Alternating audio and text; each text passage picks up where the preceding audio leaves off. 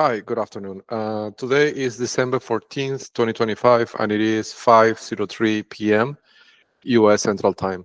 And my name is Rinaldo J. Aguiar Marcano, and I'm recording this video from my home located at the 2302 Britton Ridge Drive, Katy, Texas, 77494, located 300 feet away from the home of Robert Mueller III, who was the director of the FBI for several years, some years ago.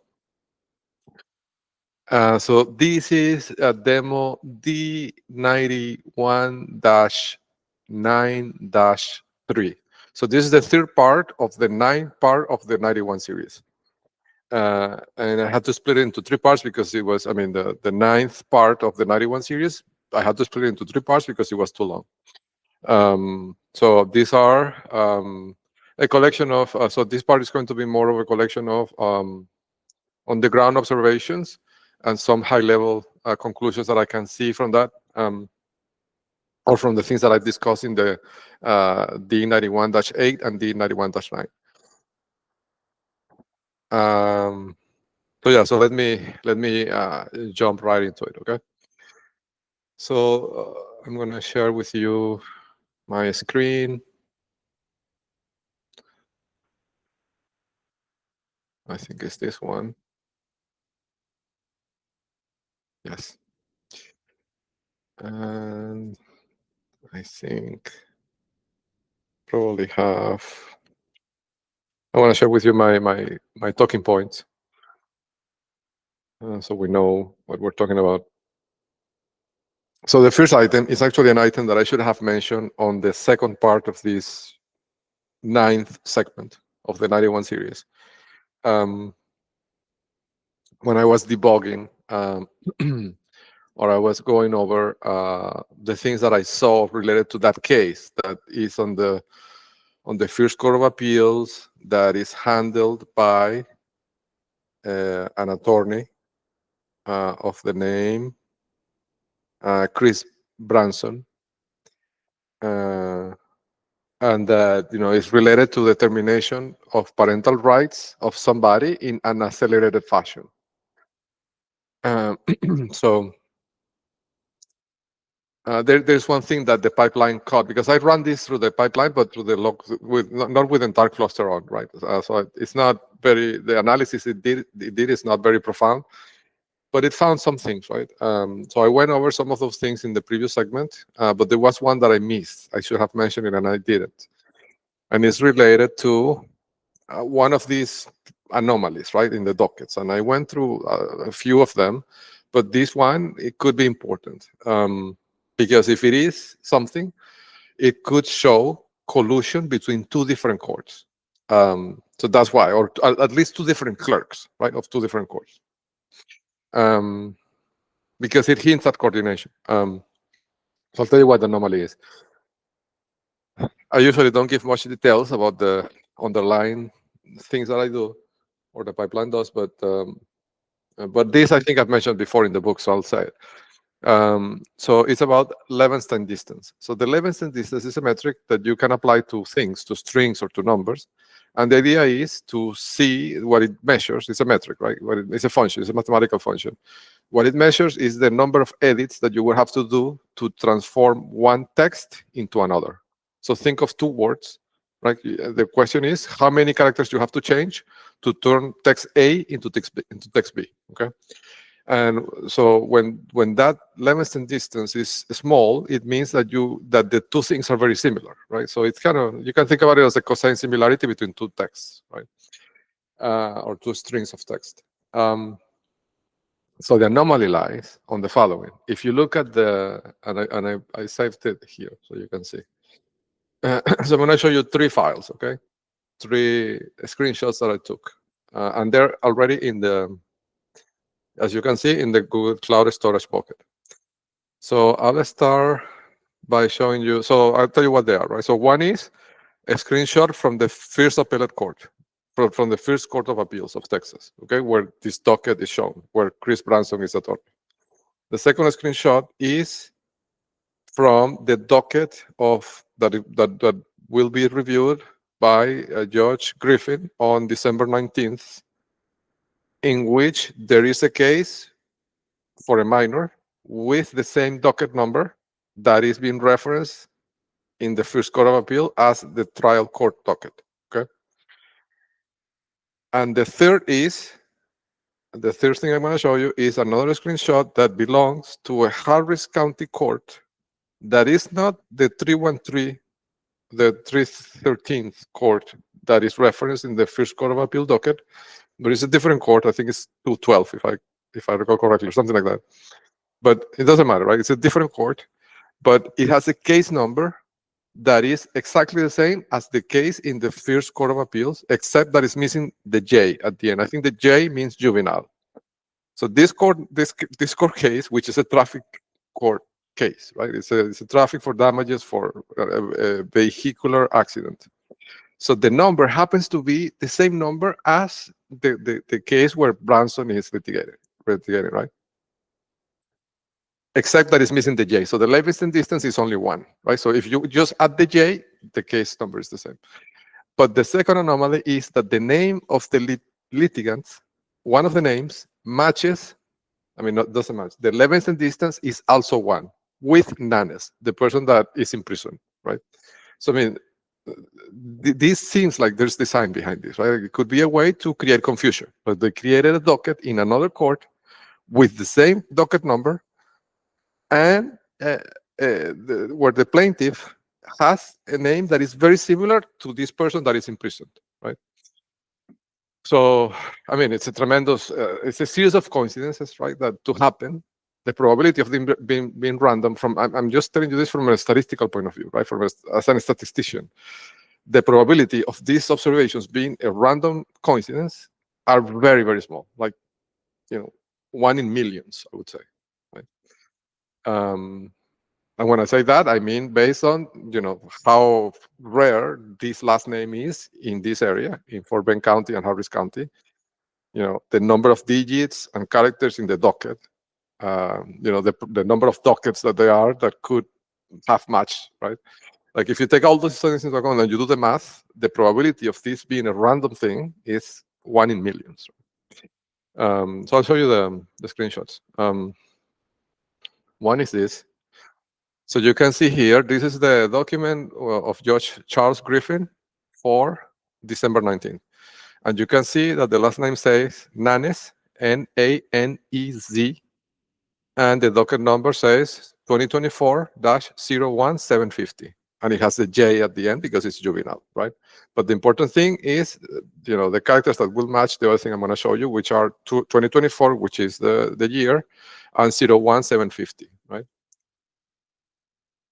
The second document I'm going to show you is this one.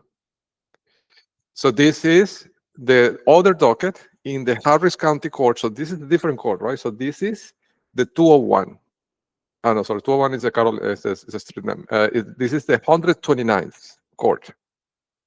And the judge is Michael Gomez. And this is a civil court, and this is a motor vehicle accident. And you can see it here, right? So this has nothing related, this is not related to a child.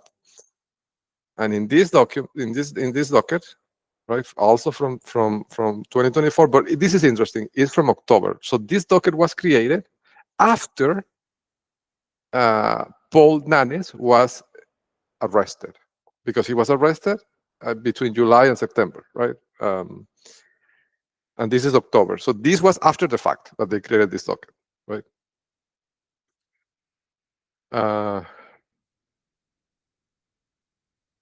And it hasn't been disposed in over a year, right? So it just says ready docket, just sitting there, right? But the interesting part is that the numbers are exactly the same as the numbers in the case of the person that is imprisoned, right? Whose parental rights are being served. Which also tells me, this is very interesting, right? Because the case in which he was imprisoned, he was put in prison, right? But that was a different case. The case that matches this number is the serving of the parental rights. That tells me that the real weapon is the serving of the parental rights. It's not the imprisonment. The imprisonment is just an excuse to serve his parental rights. But the real coercion tool is the serving of the parental rights, because otherwise they would have matched the number on the other case. Well, maybe they also did it. Like, I don't know. Like, I haven't checked that. But This suggests to me that the real weapon is the child, right? It's not the imprisonment. The imprisonment is just the pretext to serve the parental rights, which is what will make him suffer, right? What will subdue him in whatever way they need to subdue him, right?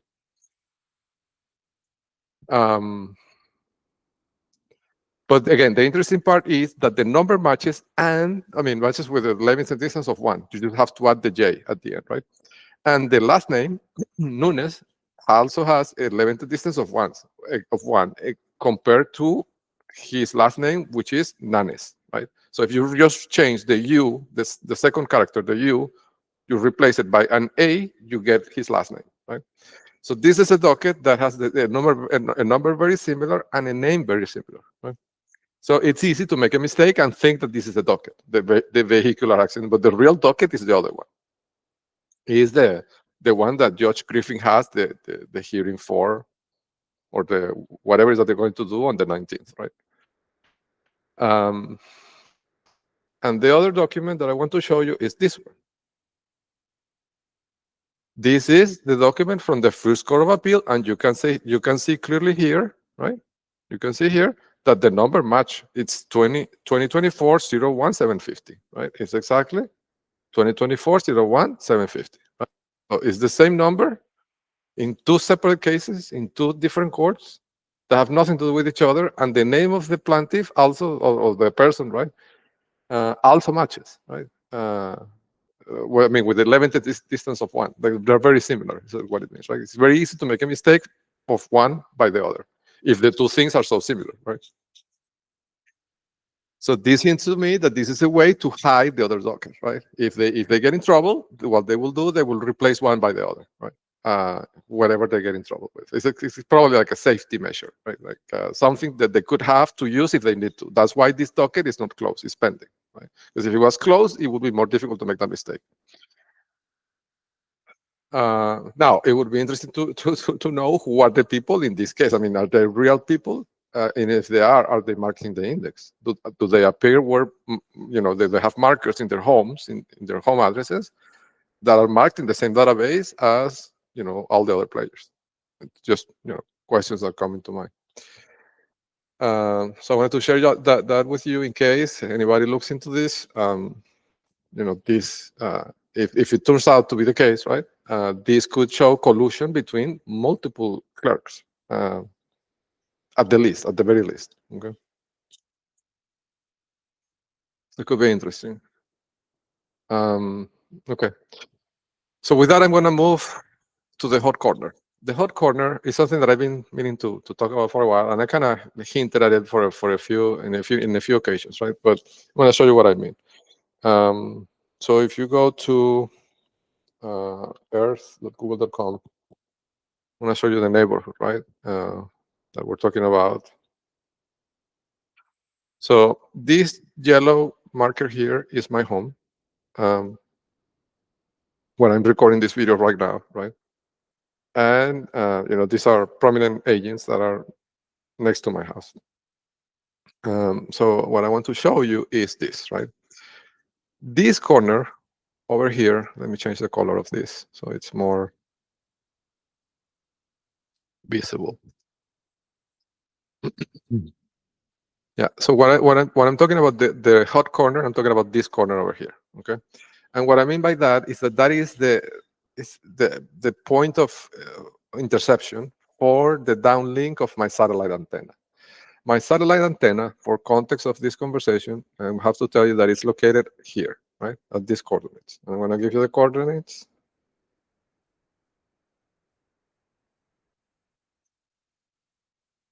It's 29, 45, 27 north, and 95, 84, 21 west.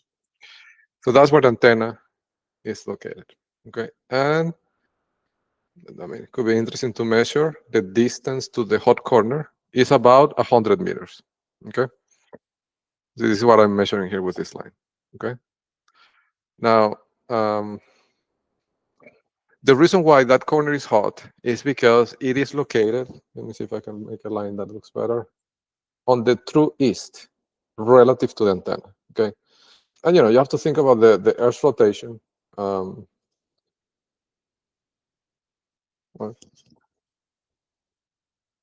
on its axis.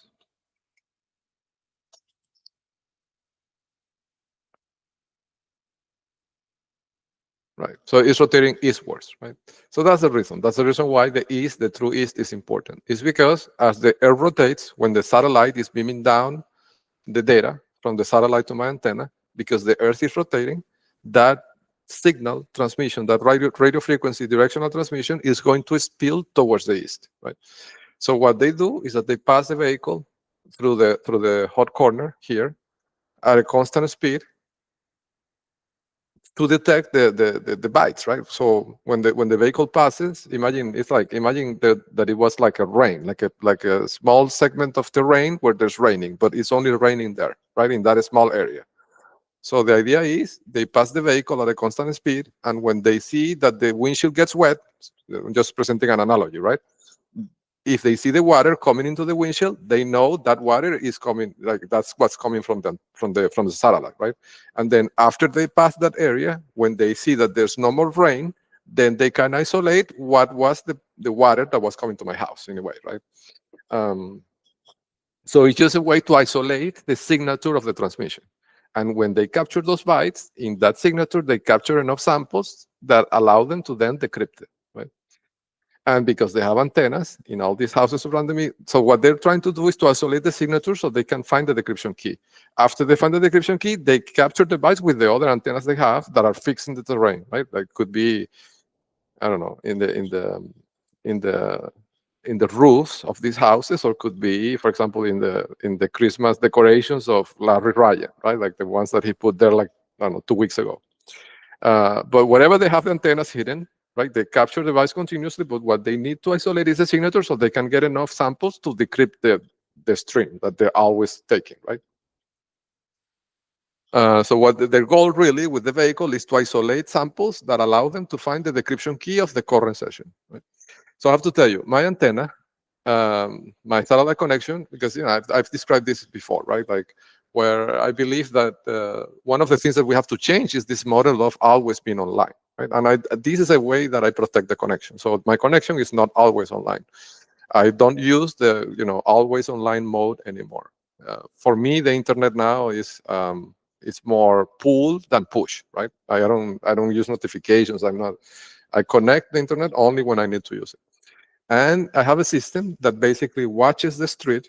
And when a car like the one I'm describing passes through the hot corner, the internet resets, it disconnects, right? And after the vehicle passes, it reconnects. And that reconnect action, so that reconnection triggers in the networking infrastructure of Viasat what they call a session key renegotiation, meaning there's going to be a new encryption key.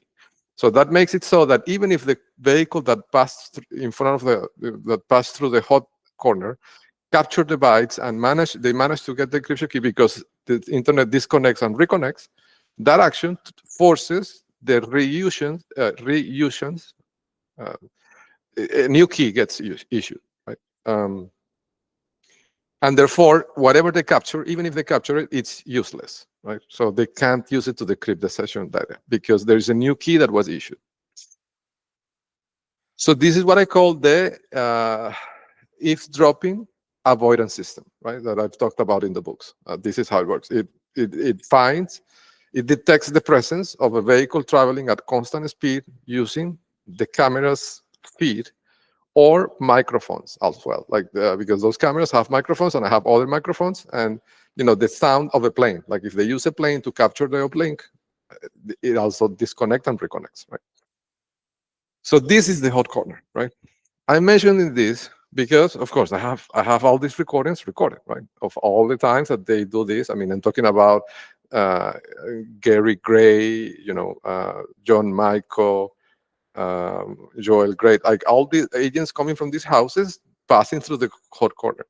Now, I have to tell you, I'm not saying that every vehicle that passes through that corner is a spy. I'm not saying that. The reason why I can detect it is because I have the footage from the cameras, right? And my system only connects the internet when there is no cars, right? So if the internet is just connecting And right after it connects, a car comes by, it's likely an agent, right? And especially if then the car gets into one of these houses that are marked in the geo-index with crypto payments. Like you can put two and two together. If it walks like a dog and it quacks like a dog and it looks like a dog, it's probably a dog, right? So if the house is marked in the geo-index with crypto payments, they are bringing a vehicle in or outside of the home and passing it through the hot corner at constant speed at the exact moment where my internet is connecting. Right? And my internet is connected only when I need to pull data. Like it's not, I can tell you, like to give an idea, right? Out of the 24 hours of the day, that internet, if you measure the minutes that is connected, it wouldn't be more than 30 minutes per day. Right? So I'm just telling you this to give you the probability that a car will pass through there, right? And this is a gated community that only has 90 houses. And the former FBI director lives 300 feet away. So this is not an area of heavy traffic, right?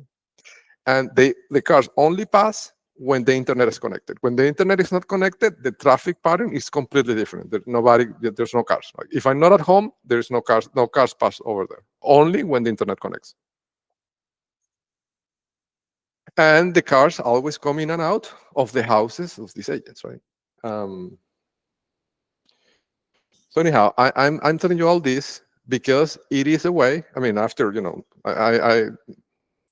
I know that right now this is not actionable, right? But eventually this will be actionable. Right? And the way to action this in the future is by joining the way we join the data of the court with the geo-index, right? Well, the same thing.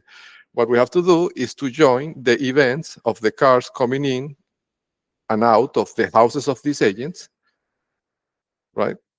With the log of events of my internet connecting, my Viasat internet, which I have. I have those logs, and Viasat also has those logs, right? Because they have to keep record of when I connect to the internet or not, because they have a metering system that measures my internet data consumption, right? So they have to have logs about my connection times.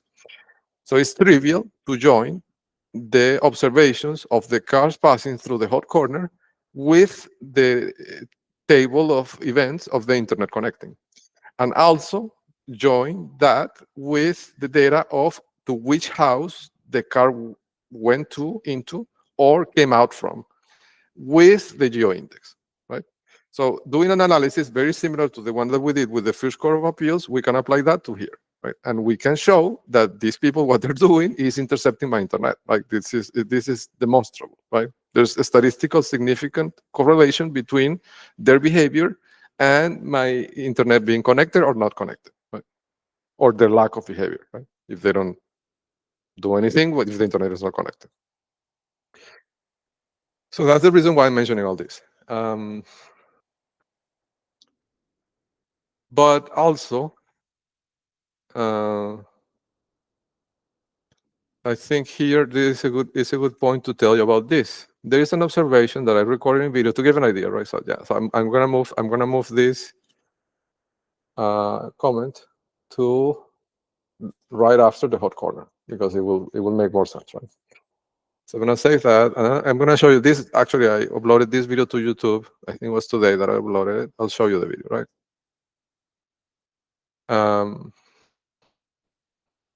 Let's see.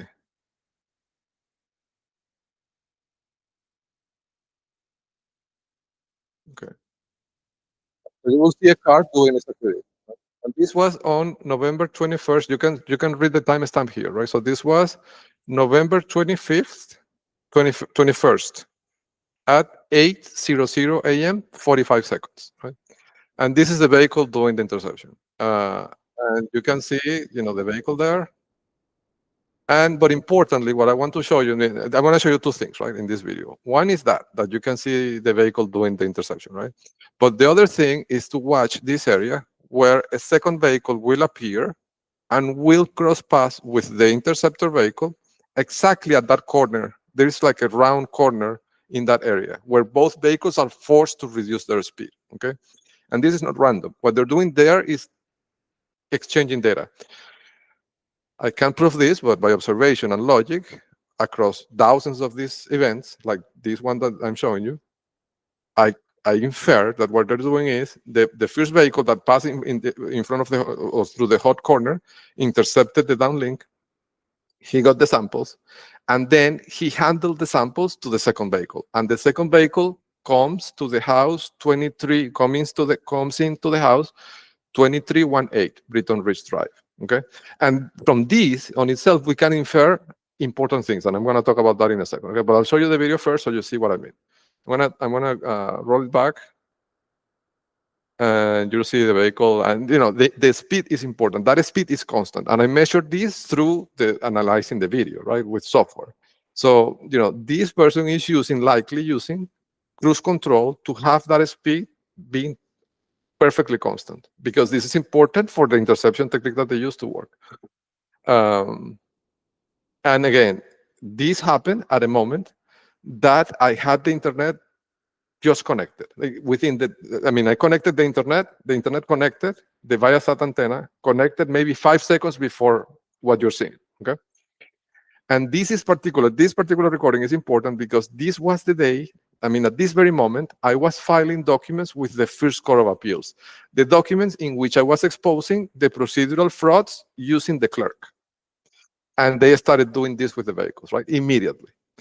So my hope is that eventually, when this gets investigated by authorities, and they see the logs of my filings with the First Court of Appeals, and they see these people doing this, right, and that it correlates with my antenna, hopefully it will show that these actors living next to me are doing this to interfere with my interactions with the First Court of Appeals, which is also controlled by the network, right? But my hope is that this elevates the liability for Gary Gray and John Miko and Joel Gray, right?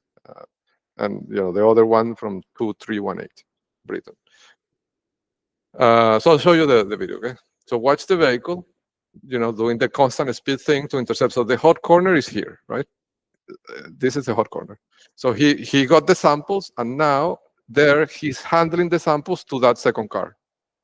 Right there, you see how they stop, and now that second car comes into this, right, into this house, which is 2318 Britton Ridge.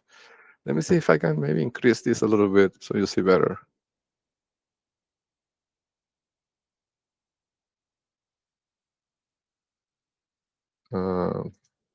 Okay, here's the car, here's the corner, right? This is the second car. And then they get both to the corner at the same time, where they're forced to reduce the speed, which justifies that, so they can exchange the data. And then you can see the other car coming into the driveway. Okay. Now, this is the TTP, okay, that I've observed multiple times. I'm coming into my driveway. Well, first of all, it gives deniability, right? If anybody is watching this and questions them, they're going to say, well, this is my driveway. I can come in and out of my driveway anytime I want, which is true. But the fact that the interceptor vehicle passed in front of the hot zone or through the hot corner, and then immediately they do this consistently, right? Where another car comes in, gets the data, and then goes into one of these driveways. What that suggests to me is that the processing of this data is done in these houses, right? They have the equipment to process the samples and maybe even decrypt the traffic right there. The equipment is in the houses. It's not in China. It's not in Russia. They're doing this here locally. Why I say that? Well, because if the data was being processed in China, right, they could do this exchange outside of Lake Point State, where my cameras would not see it, right? Why do this here, where they're going to be recorded by the cameras, and they know that I know about the NFC exchanges, right? The reason is because they are afraid that outside of Lake Point State, the FBI could be watching them, right? Doing the exchange, or maybe even get the data, right? Trick them into or intercept somehow, right, the data. So they don't feel safe outside of Lake Point State. They feel safe because this is a gated community with only one entry, one exit that is completely controlled by them. They have all the houses, right? Robert Mueller is right there, right? So they feel protected. And so that's why they do the exchanges here. And that's why they're not shipping the data to China or Russia. They were doing that before when I was in Valleyside Drive. The processing wasn't done there. And I know that for several reasons. Right? I have several reasons to believe that. But in this scenario, in this theater here, right now, they are doing the process locally, right? The processing of the data, and that is a weakness because if those houses get raided, the equipment gets raided, right? Gets seized, and if the equipment gets seized, it's game over, right? So I think this is the tremendous weakness on the setup they have because they're doing here this obviously they're doing this locally here, right? In those houses, I'm talking about Gary Gray, John Miko's house, Joel Gray, Larry Ryan, and the other one, what's his name? Oh, I put the names in here. So if you expand this, no, I put that in the other video. There's another video I'm going to show you later. Let me see if I can find it. Yes, this one. So in the here, the other agent from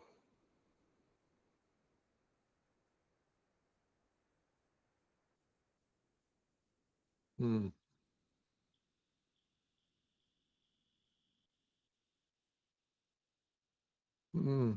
I didn't put it here. It's strange. Well, I'll tell you which is the house. It's this one, right? 2318 Britton Ridge Drive. And this house belongs to, we can ask that question here in the directory that Phil Denning gave us, right? If you click on this, if you go to these slides and you click on this link, it will open the directory that we got from Phil Denning, who is the president, right, of this small city. So we can ask here, who lives at 2318 Britton? It's an agent that has a name that it looks, yeah, Ijaz Khan Ahmed, right, Middle Eastern. So that's the other house, right? So they're doing that in those. That processing is happening in those houses, right? Locally. That's why they come and pick up the data, right, from the interceptor vehicle, and then they get into the driveway, right? And then their phone or the espionage machine they have in those cars sends the data they just got from the interceptor to the house, and then the house does the processing, right? And then they share the key with the other houses using infrared, and that way they decrypt, like whatever they get from any of the houses can be decrypted because all the houses have the key, right? That's basically the technique. It's, once you know how they do it, it's trivial to say it, right? And I think that's one of the things that I was thinking, right? That in all the things that they do, how do I say this? There's a learning curve, right? When you're fighting or fencing them off, right? But one thing that I've learned is that so the things that they do are usually very, like, they're very initially they look very sophisticated, right? And the capability they have of harming their targets is high. Like the harm that could be done is high. Like, for example, when they were targeting my spine, right? I lost the ability to walk for months, right? I mean, that's a very high level of damage, right? Of harm, right? But once I understood how they were doing it, I was able to defeat it, to disable what they were doing in a second. And it cost me less than $1, right? Literally, right? And I'll tell authorities how I disabled it, and I'll show you. But beyond getting into the details of how I defeated, I mean, that attack, the solution was fast and the cost was trivial, right? But what is important is to understand the mechanism. Once you understand the mechanism, it's easy to defeat it, right? Like this thing with interceptor cars. Once I understood how they do it, I created the avoidance system that shuts down the network, and that solves the problem. It cost me nothing, right? They could spend millions of dollars a day flying planes and bringing, but it won't work, right? Because I know how to defeat it, and the solution is not costly to me. I don't know. It's just an interesting thought, right? Like the same thing with the Chris Branson, right?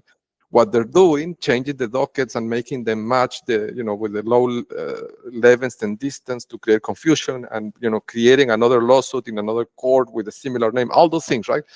They look very sophisticated and are very harmful. Like they can trick investigators, but once you know the TTP, it's trivial to detect them. Now that you know, what you can do is, aggregate all these cases in a BigQuery table and find the Levenstein distance. BigQuery has a Levenstein function. Let me show you. So if I wanted to, I could find all these cases today, right? Just by focusing on finding the cases that have low Levenstein distance in the case docket and the name of one of the parties, right?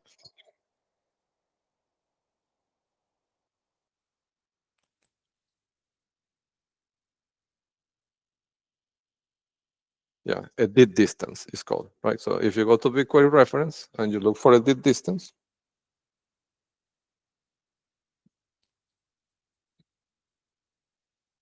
right?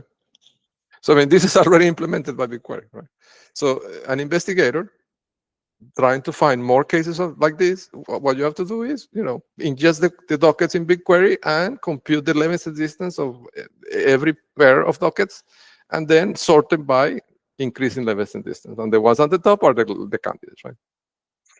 And then you can join that with the geo-index, I mean, the attorneys that are present in those cases, and then rank them by a combination of the Levenstein distance and the scores in the index of the attorneys. Right?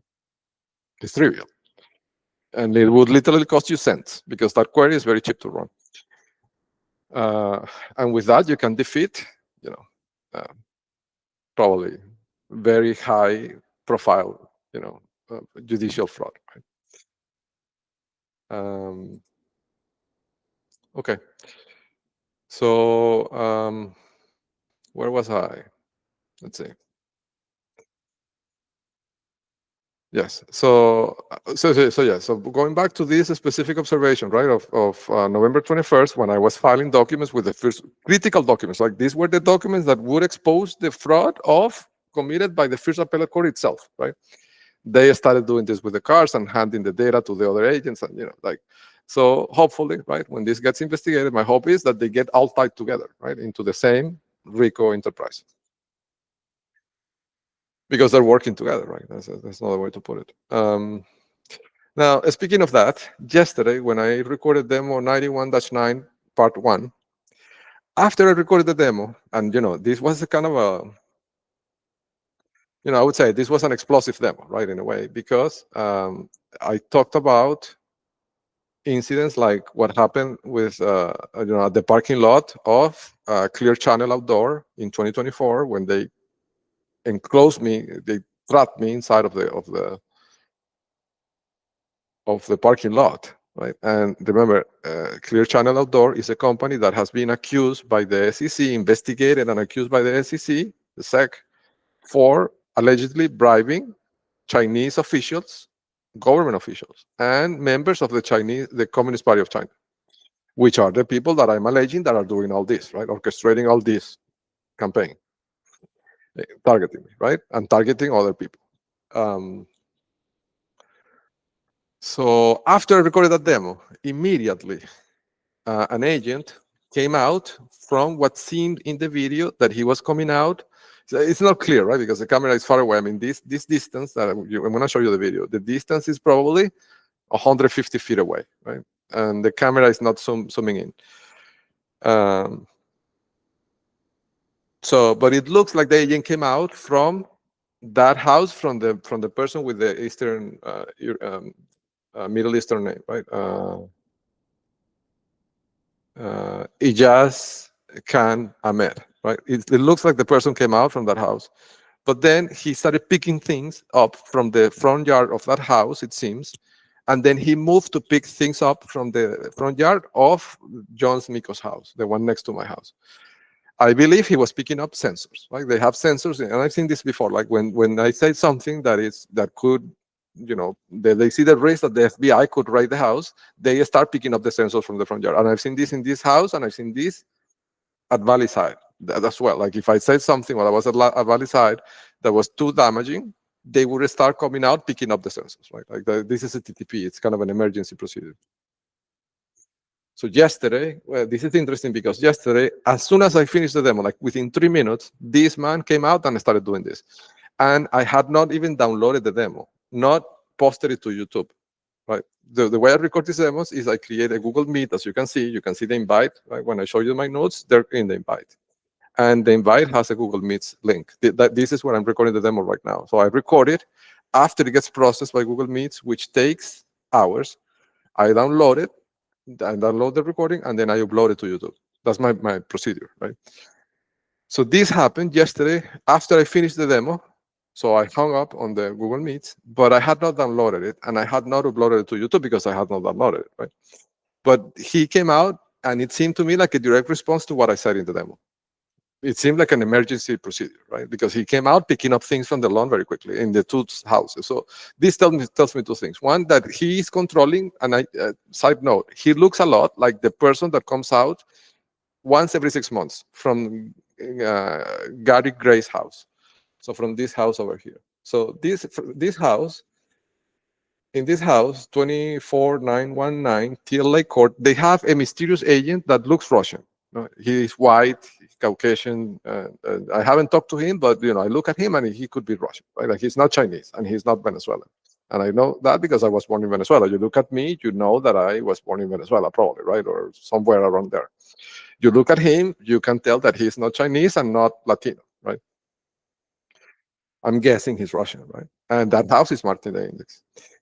So anyhow, he comes out of that house maybe once every 6 months. Like, he's very rare to, and this is by design, right? You're not supposed to see them, because if you see them, you would recognize them, right?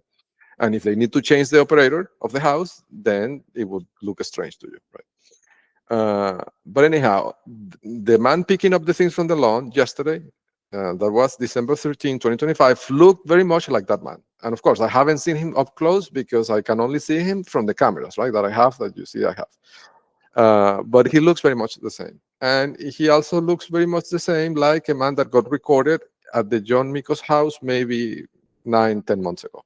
And I have those recordings as well. Just a side note. So it could be that this agent that is at the Gary Gray's house is controlling the three houses, right? It's possible. It's a possibility. Or at least this man is controlling the two houses, the 2310 and the 2318 Britton Ridge Drive, right? But he seems to be the same person, physically speaking, right? Like he doesn't seem to be Middle Eastern, right? As the registration of 2318 suggests. So anyhow, that's the other video I wanted to show you, which is this one, right? So this was 2025, December 10. Oh, no, sorry. No. This is the other video. This is 2025, November 21st. So this is not the video I'll show you. I mean, that I already showed you, right? So this is the other one. This is where they're picking up the sensors. This is 2025, December 13 at 12:18 p.m. So I'm gonna play it for you, okay? So you're gonna see that he comes out from here. Yeah, there he is. And at that point, if you look at the video closely, he seemed to be on the other house, not on John Miko's house. And then he starts picking up things. I don't know if you can see it there, right? But there he's picking up something from the lawn. And he's like looking to see if like it's something that is not easy for him to find. Like, it takes him a few seconds to find each item, right? And he repeats that process over and over again, and he's picking up. And like, if you look at the map, what he's doing is picking up things from the critical path of the antenna. So he's picking up things that are located here, right? And remember, the antenna is here, so you can see this is exactly. So this is where they would plant the sensors, exactly, right? And there he is, and he does that for a few minutes. And he picks up things from the border of the front yard and from the, and eventually he moves on to picking up things on the other house, on the 23. So you see, now he's way closer, right? Like, now he's on the 2310th on John Miko's house. And he's doing the same. He's picking up things from the front yard, right, from the two houses. And again, this was right 3 minutes after I finished giving the demo. I had not even downloaded the file of the recording. The recording wasn't ready, right? And this is relevant. You can see, right, how he basically leans down, right, and he's picking up things. So this is relevant. I mean, the timing, right? Because this suggests to me that they're intercepting the uplink of this internet connection while I record these videos. And this is a separate internet connection. This is not satellite. I'm using for the videos Comcast. The reason is because I need more bandwidth, so the video doesn't get truncated or degraded. Or downgraded to a lower quality. So I use Comcast. And this is important. This Comcast connection, which is a cable connection, the aggregator, so what they call the tap in the Comcast contractors world, there is a device that is located exactly here in the border between 2218 Britton Ridge Drive, which is the house next to me, is a Chinese safe house, right? And my house. So there in the lawn, there is a green box, which is an aggregator. And my internet connection first goes there. So I believe they're intercepting the internet connection, the Comcast cable, the uplink, they're intercepting it there. Because, and then they're getting the bytes and, decrypting them and listening to what I say on these videos almost real time. It may be delayed by a few minutes, right? But almost real time. That's why, as soon as I finished the demo, they came out because they received the emergency signal from China, right? Like remove the sensors because the FBI could come in. Right? I imagine, right? I'm hypothesizing, but it seems to me like the logical conclusion that they are listening to what I'm saying by intercepting the Comcast connection there. Saying this again because it's important, because when this inevitably goes to trial and gets investigated by authorities, this could show collusion between yet another house next to me, which is controlled by the Communist Party of China. I'm talking about the 2218 Britton Ridge Drive, which is the one on the other side. Right? I mean, I'm talking about this house over here, right? Not to be confused with this house. I mean, the two houses, the street number ends in 18, but the one on my left side is 23. I mean, on my west side is 2218, and the one on my east side is 2318. That's the difference.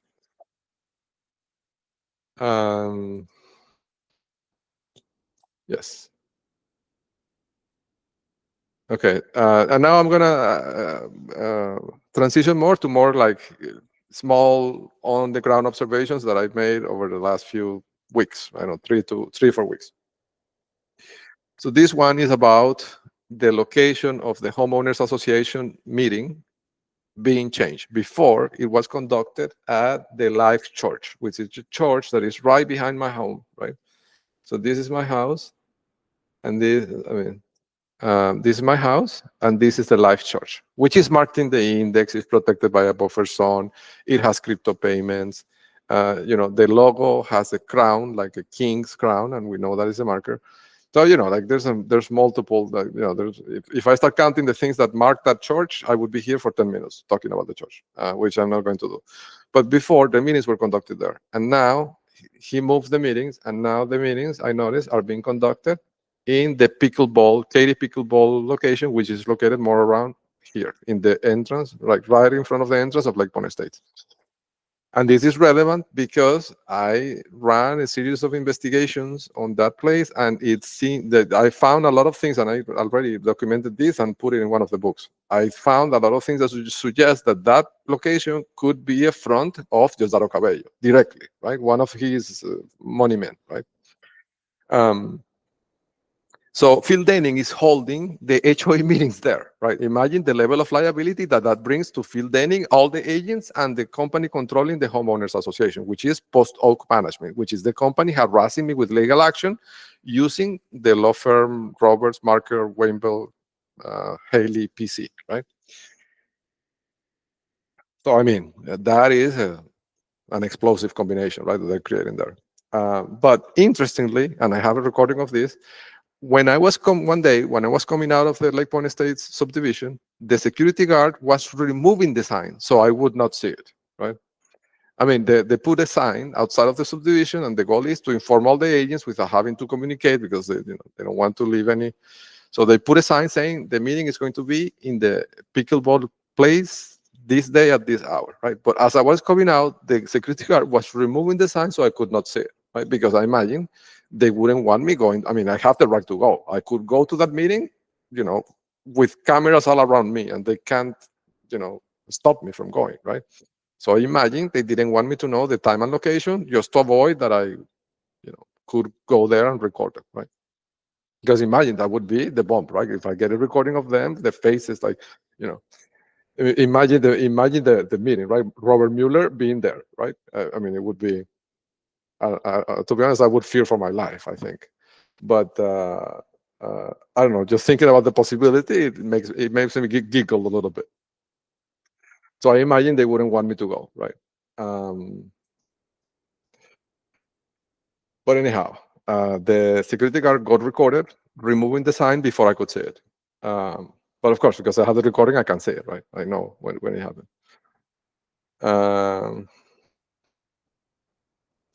Yes, so this is important. This is more about, and this could be relevant because of that note that I made on the previous demo, that I could potentially take this to a federal court in California. This is about a statistical anomaly that I saw working at some of these companies. Okay, I'm not going to get into details. I mean, I'm just going to give you the tip. If somebody investigates this, you can look for this, right?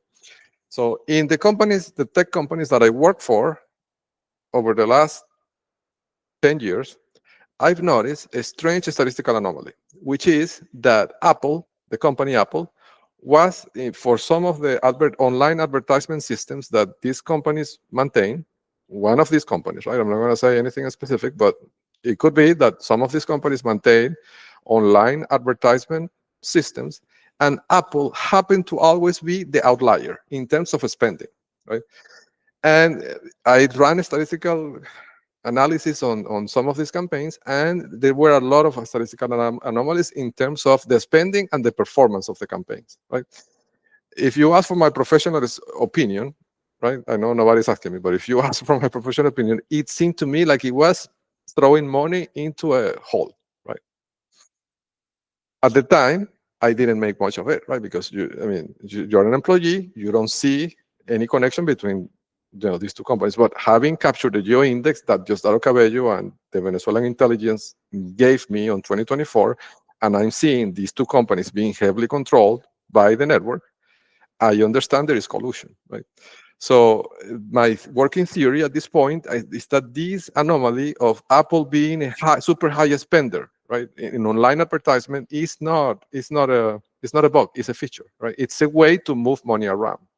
And the way it works is that foreign entities, right, companies outside of the US can cause, foreign entities, like, for example, this company, Apple, right, they have entities in London, right? They have entities in Germany. They have, subsidiaries of the company, right?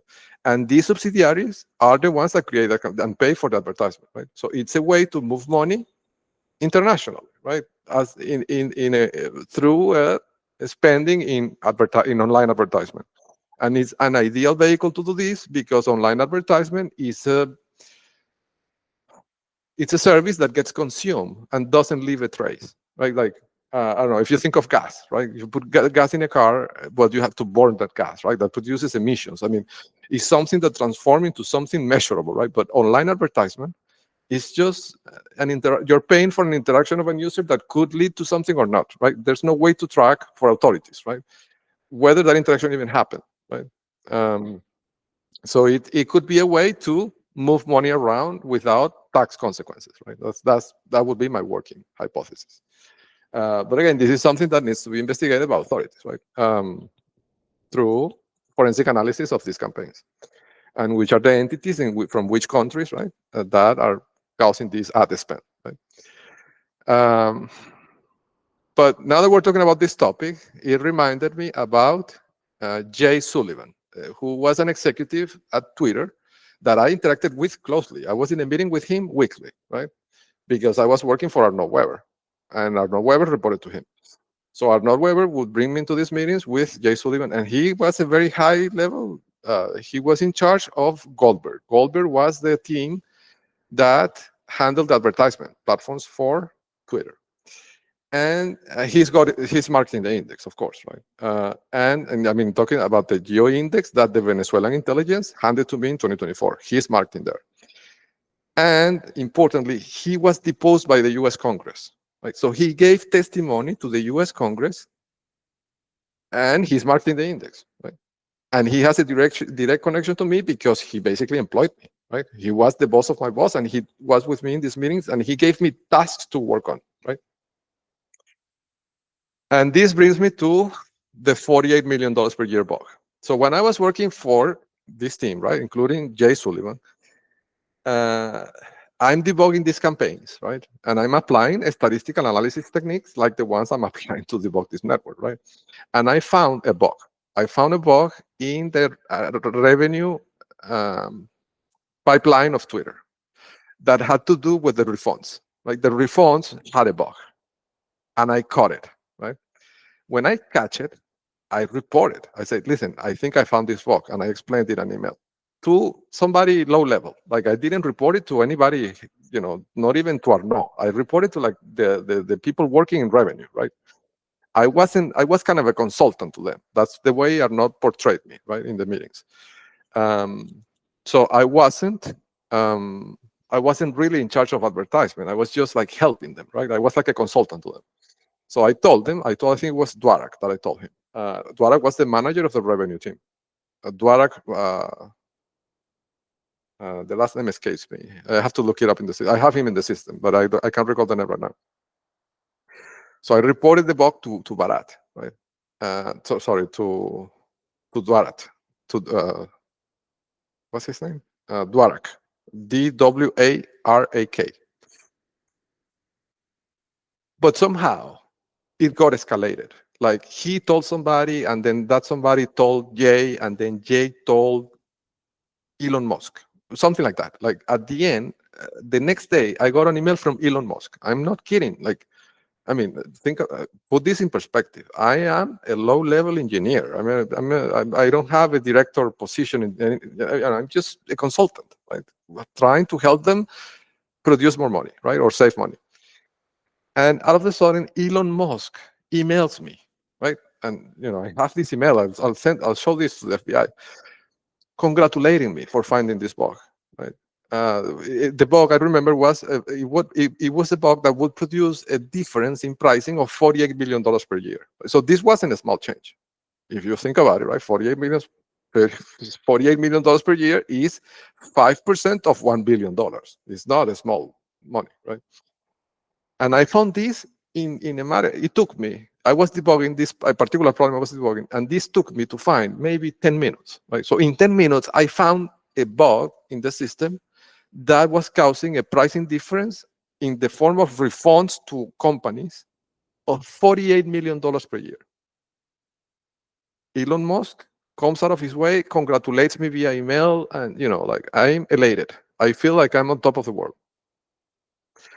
Of course, I didn't know that Elon Musk was actually targeting me all this time, right? I mean, I imagine, right? They would joke about this situation, right? Among them, like I was a prisoner, right? And he was interacting with me as a joke, right? But what's interesting, though, is that after I captured the geo-index, right, the Venezuelan intelligence basically handed me this gift, and I decoded. And I understand that there's collusion between all these companies. All of them are controlled by the Communist Party of China. It seems to me, and this is a speculation, right, that needs to be investigated by authorities. I'm telling you this as a witness, as a whistleblower, right? I'm not. My position in this comment that I'm making is as a whistleblower. I believe this could be a way to create an accounting error that could allow for, accounting loopholes. Well, how? Well, company A makes a spending to Twitter, right, in ad revenue, and they record that as an expense. But then the next month or sometime after, the billing pipeline refunds part of the money to the company. I imagine if the company is in another country, that refund doesn't get properly recorded, right? And that would allow that company to evade taxes in that jurisdiction because they recorded the expense, but they didn't record the refund. And from the point of view of Twitter, it also helps them tax-wise because then they lower their income, right? Because they gave the refund, so they record that as an expense. So this mechanism, so what I'm saying is that maybe this bug wasn't a bug. It was a feature, right? And that would explain why Elon Musk came out of his way to congratulate me, right? To, you know, like if at some point this gets investigated, he could say, oh, I didn't know this bug existed. In fact, when I learned the bug existed, I congratulated the engineer that found it, right? It's, you know, it's a way to, it could be, right? It could be a way to not have responsibility, right, on the issue, if it becomes an issue. It's just a theory, but seeing the level of collusion across all these PayPal mafia people, you know, it's impossible not to go in that direction of thinking, right?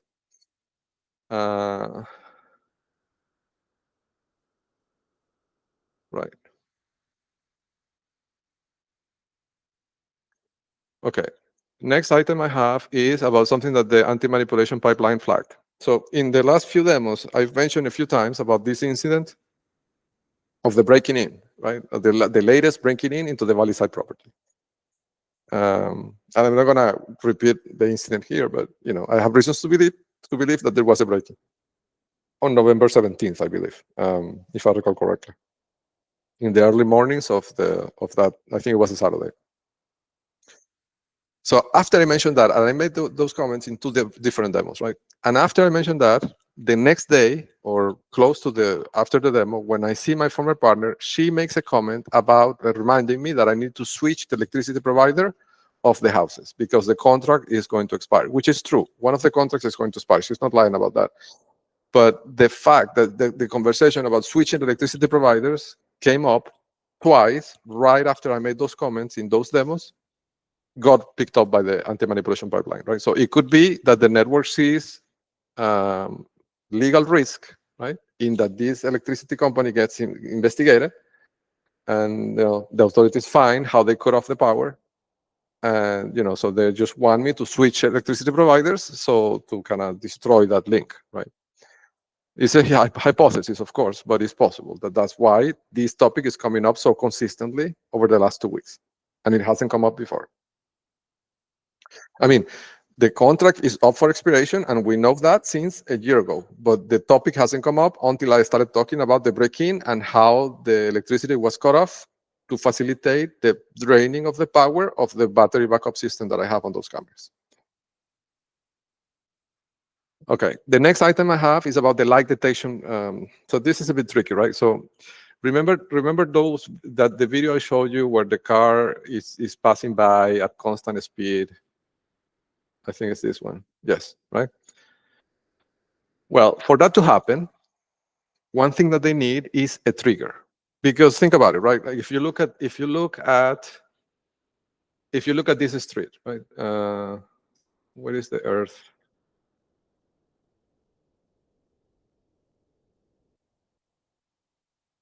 Okay, it's here, right? If you look at this street, right? It's a long street, right? And I can tell you the distance. Let's measure the distance, right? The distance from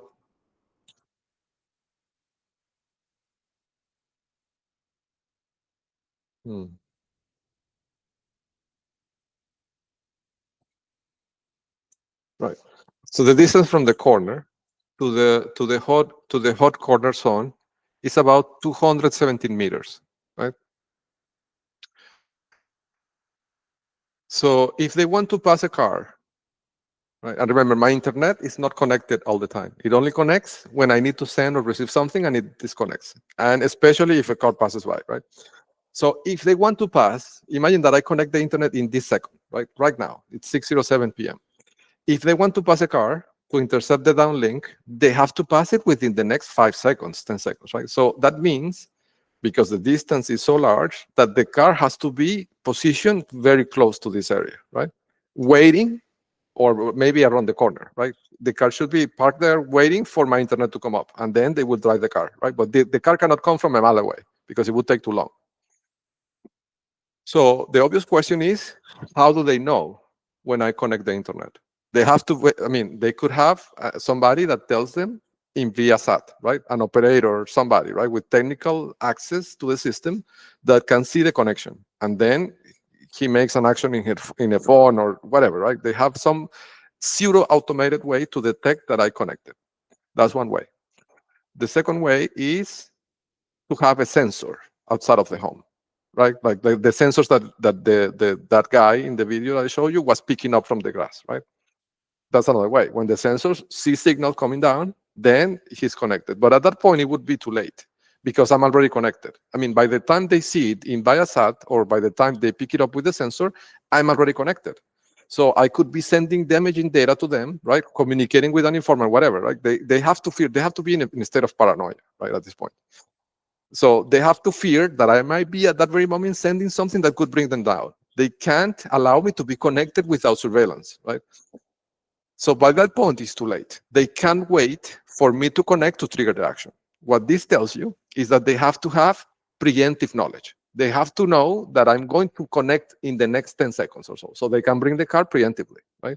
The car starts moving, and by the time I connect, the car is passing through the hot zone, right?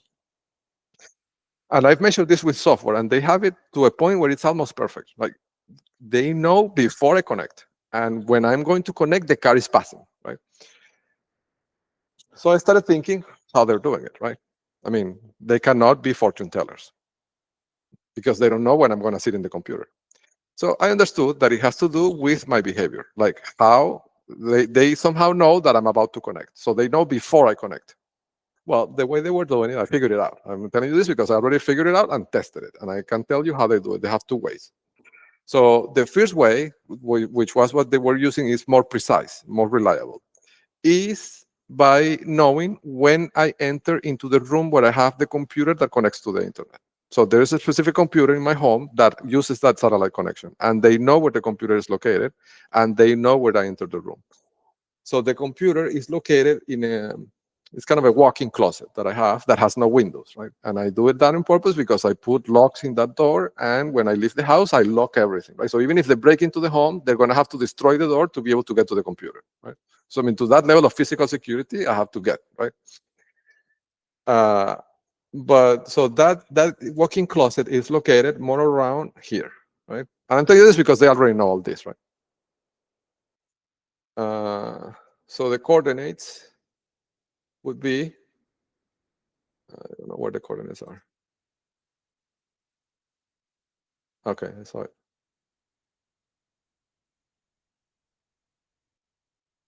Okay, so it's 29, 45, 27 north, 95, 48, 21 west. That's more or less what the computer is, right? I mean, this walk-in closet with the security in the doors and everything. So the reason why they could see when I was going to connect is because that walk-in closet has an automated light, like a sensor, light with a motion sensor. And as soon as I walk into that, it's like a bathroom, like a full bathroom, the master bathroom basically. And behind the bathroom, there's a closet. So when I enter the bathroom, the lights comes on. And it happens to be the case that master bathroom has two windows on the sides of the bathroom, right? So one is located on this side. Let me mark it here. One window is located here, and the other window is located here. And this area is the master bathroom, and the walk-in closet. Let me close this. The walk-in closet is located more or less around here, right? So when I walk into the bathroom, the light comes in and goes through the window. And the Chinese agents that are in this house have light sensors, right? So they detect when the light comes in, and that's how they know that I just entered the bathroom and will eventually, in a few seconds, enter the walk-in closet where the computer is. And so that is what they use as a trigger. And then at that moment, the car starts moving, right? By the time I sit on the computer and open the browser and whatever I need to do to make the connection happen, the car is already positioned, I don't know, 10 feet away from the hot zone, right? And they get me. Like, the precision was amazing. So what I did in response is that I blocked the window. I put a curtain on the two windows, a very dark curtain, to avoid the light going out. As soon as I did this, the precision dropped to the floor. Like, they couldn't guess when I was going to connect to the computer. They started passing the cars at random times where I was not even on the computer, right? So I understood, oh, I got them, right? I mean, this is exactly how they were doing it. So we were in that state where I could sit on the computer and they were passing the cars at times that were not right. When I wasn't on the computer, they were passing the cars. And when I was on the computer, they were not passing the cars. So I completely messed up their system, right? But the next day, they started hitting the target again. I mean, the timing target, but with a precision that was much lower. Meaning, if I put in numbers, about 50% of the times they get it right, and about 50% of the times they get it wrong. Meaning they pass the car at a time when I'm not connected, or I connect and they don't pass the car. They don't bring the car fast enough. But they have some precision, right? It's not as good as it was before I put the curtains, but they have some precision. And then it's obvious to me, right? I don't know. Let's see if you can guess how they do it, right? Think about it, right? How would you do it if the windows are blocked and you cannot see the light coming through? How would you know that this person is entering that room? Well, it's because of the electricity consumption, right? So what they're doing, they're monitoring the company that sells me the electricity for the home, and they see a small increase. I mean, and it's small because it's only 3 bulbs. I counted it, right? So it's only 3 bulbs on the ceiling that come on automatically when I walk into the room, into the bathroom, right? So those 3 bulbs, I don't know, they would cause an electricity consumption increase of, I don't know, let's say 50 watts per hour, right? 50 watts per hour, tops, right? I don't know what kind of bulbs they are. I haven't checked. But it's not much, right? It's 3 small bulbs, residential bulbs of a bathroom. Right? If they're LED bulbs, it could be 30 watts per hour, right? I don't know. It's a small number, but they can see the increase, right? They can see the increase. And when they see that small increase, they know, oh, he's coming in, right? And then they bring the car. But because the increase is so small, sometimes they get it wrong, right? And I'm guessing maybe the way of intercepting that data is there's more human intervention. So there's a lag, right? There's certain delay that maybe they can control in full. It's not a completely automated integration, I'm guessing. But this tells me that they are intercepting the data of my electricity consumption. Right?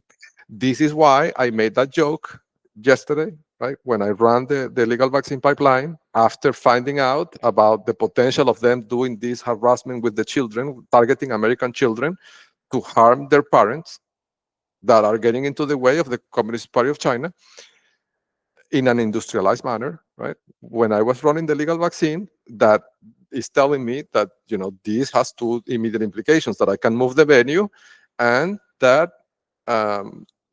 there's no civil immunity anymore for any of them, right? Because this is a RICO enterprise doing exactly what they're doing to me. Oh, and by the way, I didn't say this in the previous demo, but the other thing that the pipeline, I should have said this, and I apologize for that. The other implication is that I can create a class action lawsuit out of this. And that is a nuclear weapon, because the class actions are governed by a set of rules that are very different from the rules that would apply as a proselytic and acting alone, right?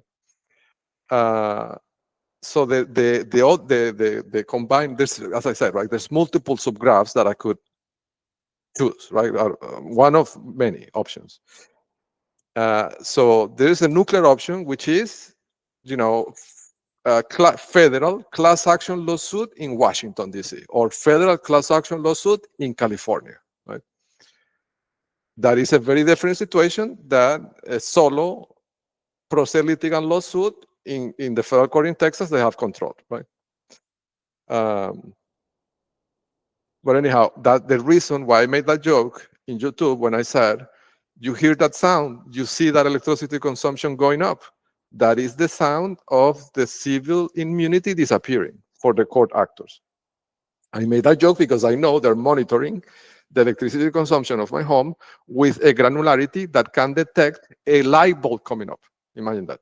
That's what it means, right? They can see when I turn on 1 light bulb, well, 3 light bulbs, right? And this is a good example of what I was telling you before, that once you know what they're doing, it's trivial and cheap to disable it. For example, the solution for this is, well, I could remove that switch that has the motion detector that automatically turns on the light, because that is what they're exploring, right? If I either disable that switch, automatic switch, or remove the bulbs, then they won't be able to do anything of this, right? They won't be able to guess when I'm sitting in the computer. And because that place has no windows, they cannot do anything like, detecting the presence with an M-wave radar or something like that. Like, it won't work. But yeah, so I could disable the switch, or I could well, because then the problem is my eyes are going to strain, right? I'm going to put a strain on my eyes having to read this screen in this dark room all day, right? But the solution is simple. I can just use one of the lamps that I have and put it there, right? And that solves the problem. So they won't be able to see where I enter the room. And if they can't see when I enter the room, they can't bring the car at the right time. So for them, the problem is collision in time and space. And I've said this multiple times before. The goal for somebody trying to defeat the Communist Party of China in this interception thing that they do is to destroy the possibility of collision in time or space. If you destroy one of the two, then they can't do anything. So in this case, what I have to do is, remove the 3 bulbs, or put a tape on the motion sensor of this switch, and that will solve the problem. Right? It's a ridiculously cheap solution to the problem.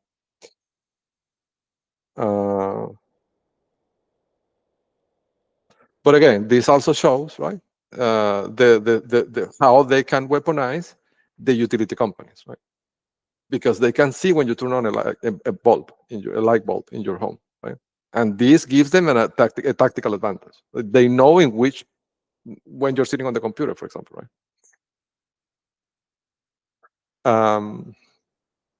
The next point I have is, I was thinking about aggregators, right? And I talked about this before, and how aggregators at the end means of control. And there's other aggregators that are obvious to me that they're aggregators, but I didn't mention them in the previous demo, so I'm gonna do it here. So the ISPs, the internet service providers, like Comcast, right? These are obvious aggregators that they are obviously targeting, right? And that's why if you go to the form211.org website that I set up maybe 8 months ago, right? I set this up right after my son was taken, right? If you go to that website, it will open the master form 211 that I submitted to the IRS months ago. You will see that the entities in the list of entities that I'm reporting are ranked and organized in a very specific manner. And you will see that the ISPs are at the top of the list, even on top of they appear before the Communist Party of China, right, and their entities.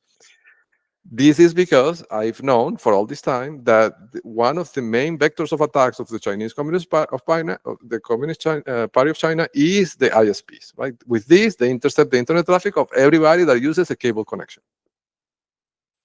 So it's a very dangerous situation, right? As you can see, I don't, to be honest, I don't know how this works for government offices. Like, I don't know if the FBI would use Comcast. I don't know, right? Or if they have their own internet provider.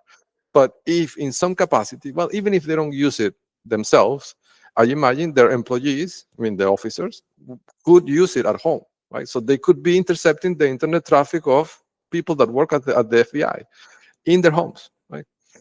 So it's a very serious situation, right? So that is one type of aggregation that obviously leads to control, right?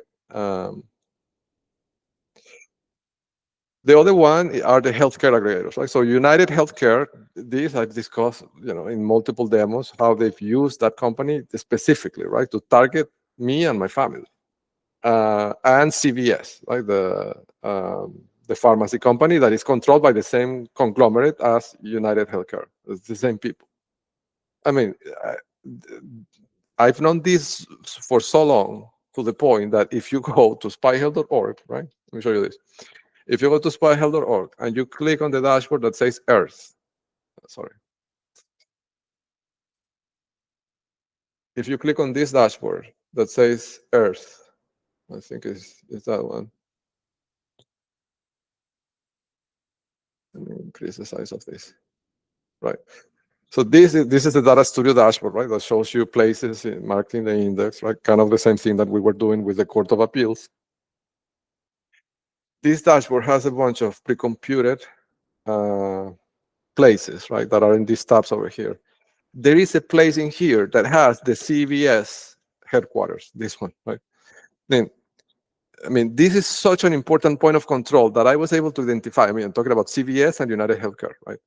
I was able to identify months ago that, I created this specific view that has the houses of the key people at CVS, right? Because they like to live close to the office, right? And you can see their houses being marked in the index here, right? And you can identify the key people by using this.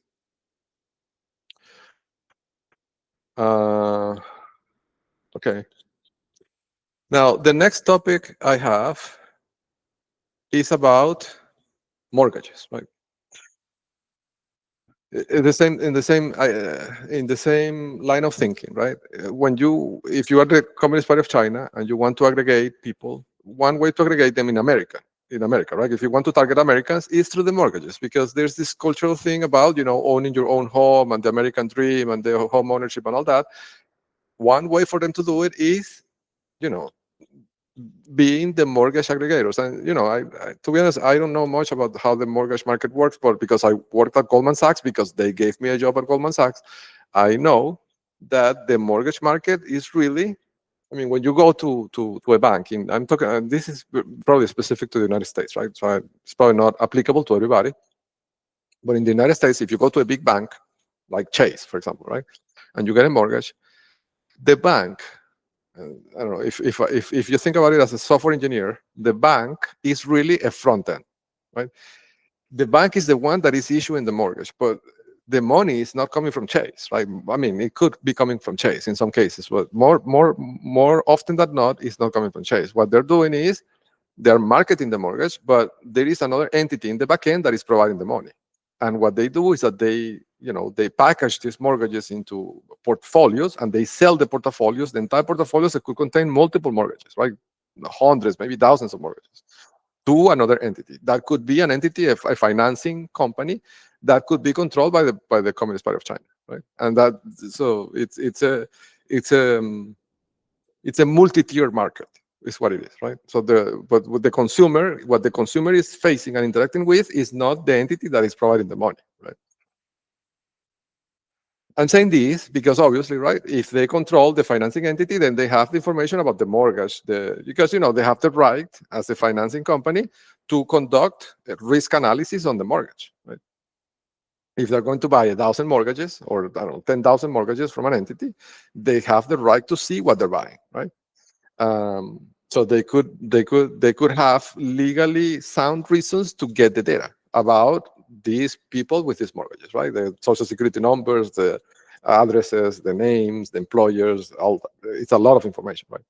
So it is a vehicle. It could be a vehicle to gather intelligence, right, at a massive scale. But beyond that, besides that obvious consequence, this is a hypothesis, right? I don't know if this is the case or not, but I'll tell you what I observed, right? And this is coming from me having been on the receiving end of what they do for 20-something years, right? At this point, I think I've developed, how do I say it? It's not an intuition, but it's like a know-how, right? I see things, and I know if they could be coming from them, or if I see something that they present to me, and I know that this could be X or Y thing, right? So the hypothesis is the following, right? Imagine this situation. Instead of telling you the hypothesis, I'm going to tell you the scenario, right? So imagine that the Communist Party of China, right, because they have this immense wealth that they're gathering from illegal means, really, that they have set up these financing entities, right, that are in the back end operating these mortgages. At the same time, they have all these agents spying on everybody in America, deployed in all these houses of different price levels and different, but they create these hubs full of Docker hoods that need houses and apartment complexes and things like that, right? That need financing. So imagine a scenario in which they manage to be on the back end, the financing entity of the Docker hoods, right? The financing entity behind all those mortgages with different entities and with different trickery so it doesn't get detected. But imagine that they could pull that off. If they do that, well, first of all, they get paid the interest on the financing, right? And we discussed this in a previous demo, that it's a way of siphoning funds from the economy and going directly back to China, right? Via the interest, right? Of the mortgages, right? But besides that, that situation could also be weaponized. Why? Well, because they control the agents. Right? They control the agents. They control the companies that supposedly employ the agents, and also they control the mortgages and the companies that provided the mortgages. So it's like they are controlling the two sides of the equation. They're getting paid with money being paid to the agents by companies that they control. So they have full control of the funnel of the money. So let me propose to you a hypothetical example. Imagine that they wanted to trigger an economic catastrophe in America. Well, it's not that complicated. What they have to do is to make all the agents cease payment of the mortgages. If they do that in a coordinated fashion, they will cause severe damage to the economy. They have that power, right? So when I started thinking of this, I started thinking, well, when had the mortgage crisis happened? And so I remember the 2008 crisis, right? There was a huge mortgage crisis in America. I was in Canada, but I don't remember if this was shortly before I moved to the US from Canada.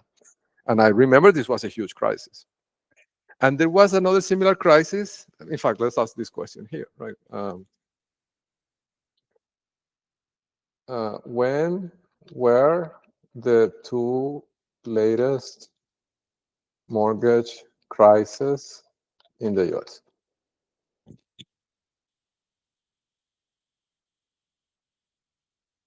Yeah, 2007, 2008, and then 2020.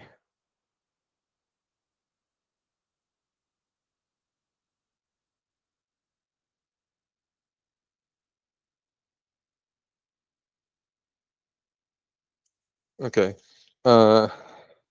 Did the two events cause the US government to rescue financial institutions?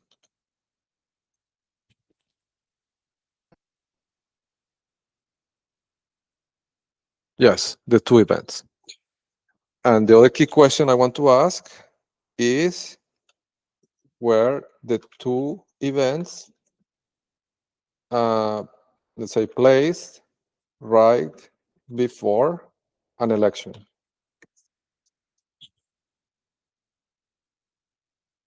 Yes, both events. So you see, this financial crisis, right, related to mortgage non-payments at massive scale in the US happened right before an election.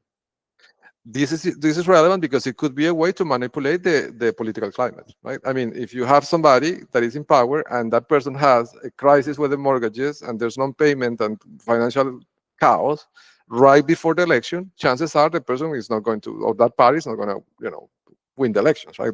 It introduces a serious handicap into that party, right?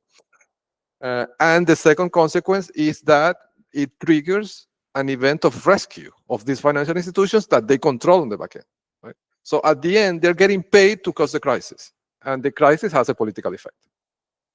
So you can see how this can be a weapon, right?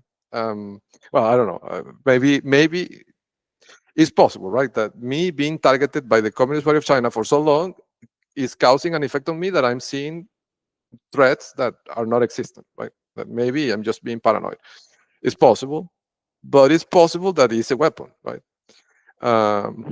So that's why the mortgages are dangerous, right? I mean, if they're controlled in this way that I'm proposing, that could be the case, right? I don't know. This would require a tremendous level of investigation, right, to see if this is the case. That is far beyond anything I could possibly do in my lifetime, right? So this requires a team of people from, a team of probably hundreds of people, right, from authorities to be able to see if this is the case.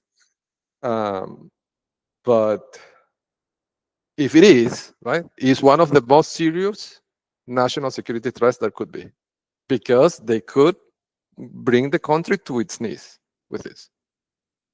especially because the culture in the US of home ownership and the mortgages and all that. So I don't know. It's just something to think about, right?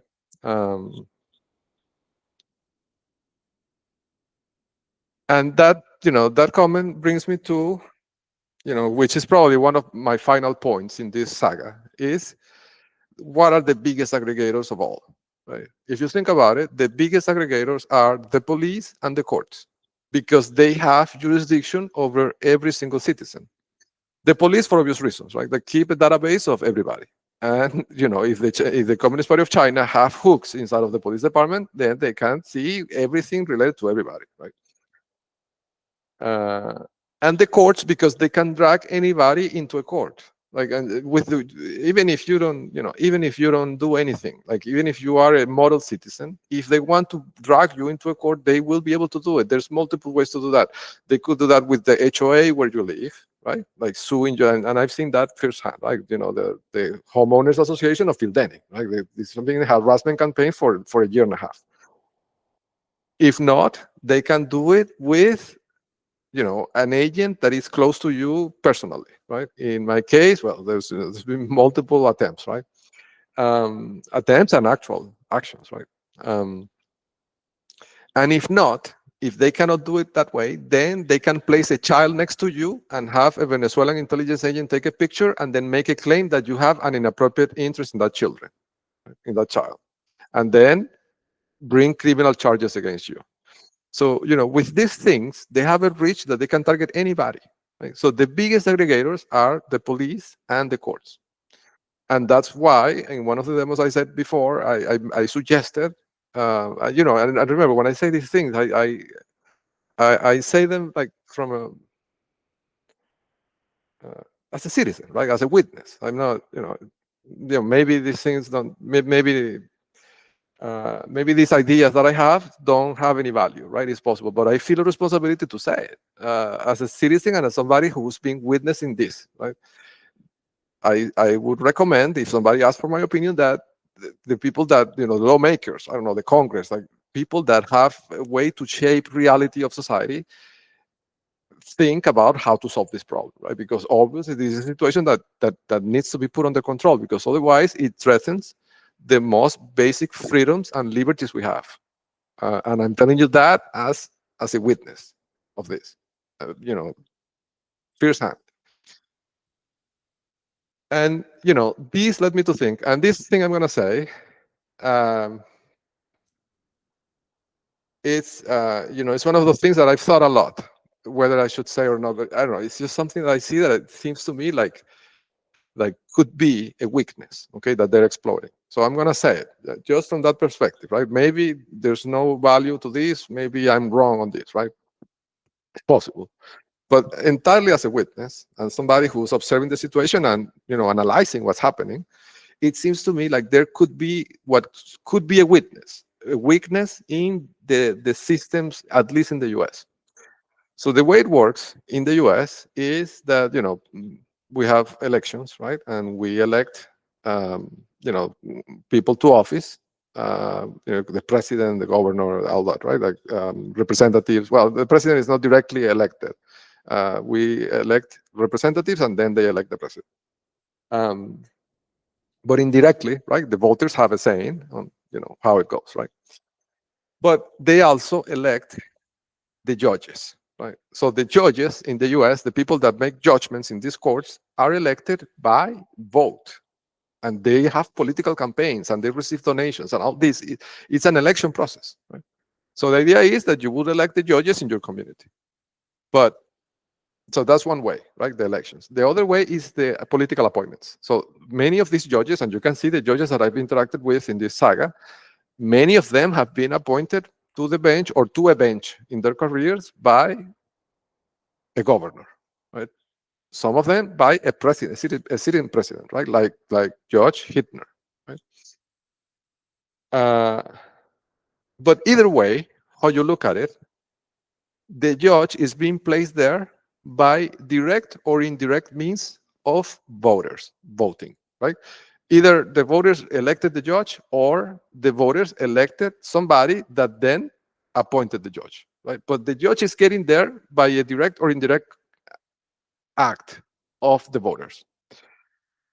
It seems to me, and maybe I'm crazy here, but it seems to me like this is a weakness because, I mean, maybe it wasn't a weakness 30 years ago, but with the current technologies that we have and that the Communist Party of China have, this is a tremendous weakness because by means of coordination and logistics, if they put a lot of voters in the same area, like they do in these hubs that they design, then they can place both the political players and the judges at the same time, by direct or indirect means. And this creates a problem because then there is no separation of power anymore. Both sides, both the political player and the judges, are controlled by the Communist Party of China. There's no separation, right? So it creates a situation in which one side protects and shields the other, right? The political person that is, in charge, the heaviest political person in the place, protects the judges, right? And the judges also protect that person because that person appointed them, right? Or because it's the leader of the party, right? So then there's no separation of power and democracy decays. And once democracy is in ruins, then the Communist Party of China takes over, right? And that's the way they control the world. Well, or at least that's the way they are controlling or trying to control this country, right? So I don't know.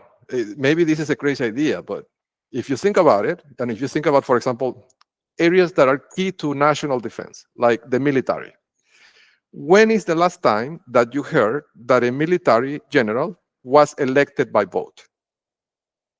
I've never heard of that, right? It seems to me like positions that are important for national defense should not be positions elected by vote. And in this context, the judges are a position that, I mean, it's not a national defense position, but it brings a national security risk. Because if a foreign entity like the Communist Party of China manages to influence at a scale a group of judges, they effectively control the judiciary, right?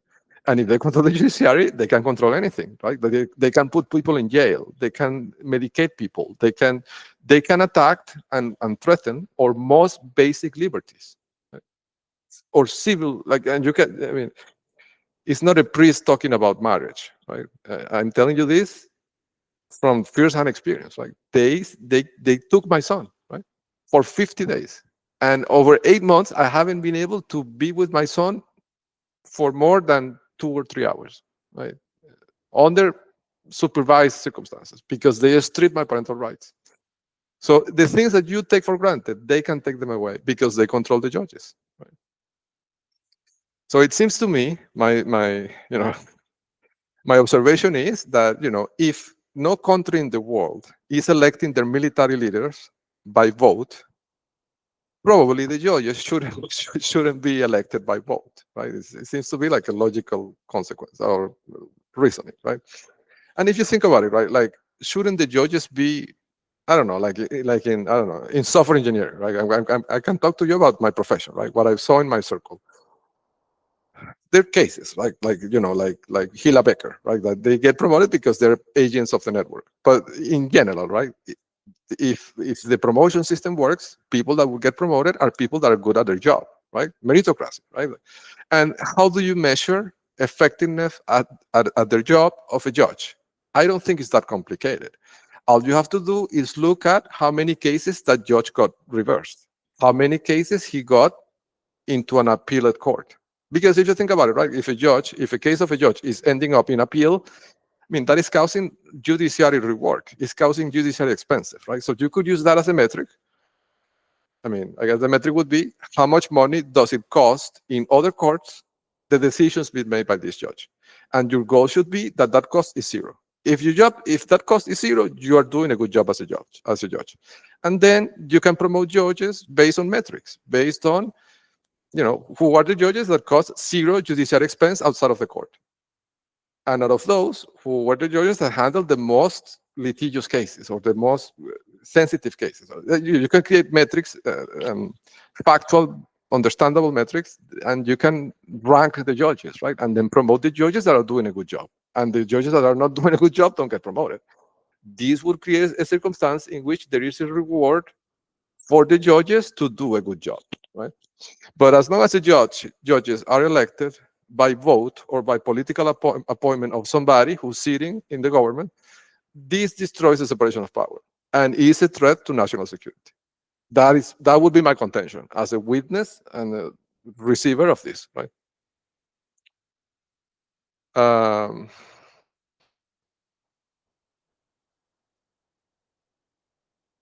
Yes. So I mean, in a way, right?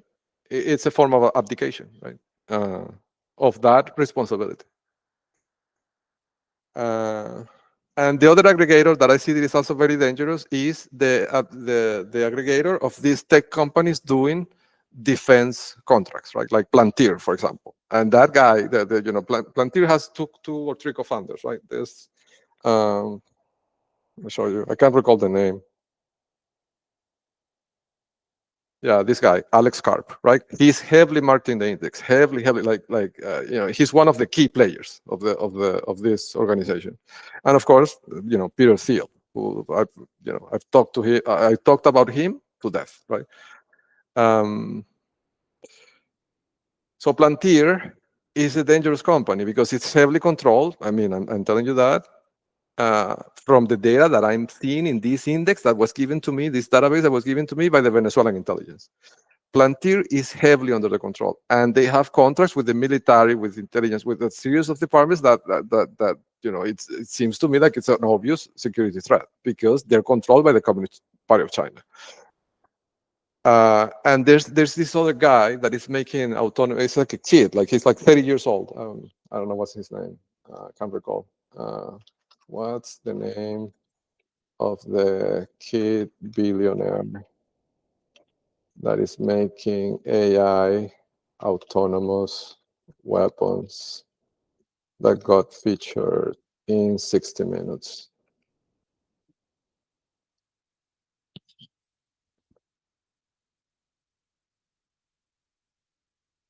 Let me see if it's him. It's a kid that uses like these Hawaiian shirts. It's kind of funny. Yeah, that's him, right? So he's making a technology company to basically, remember the theory of abdication that we talked about a few demos ago, right? Exactly the same thing happening here. So they are trying to portray that these autonomous weapons that he's creating, I mean, he's not the Communist Party of China, really, right? But the idea is that this company is so much more efficient than the companies that traditionally have been doing defense work. And this is just what we're seeing here is the beginning of the abdication, right? Of the abdication that the Communist Party of China is planning for the defense industry of the US. But this is the seed of it, right? And you're seeing it in real time. So, I guess my call is, or would be, to lawmakers to put a stop to this situation before it actually happens, because it's a serious security threat to everybody in this country. So with that thought, I think I'm going to close this demo. And I thank you for your time again, and I'll see you on the next one.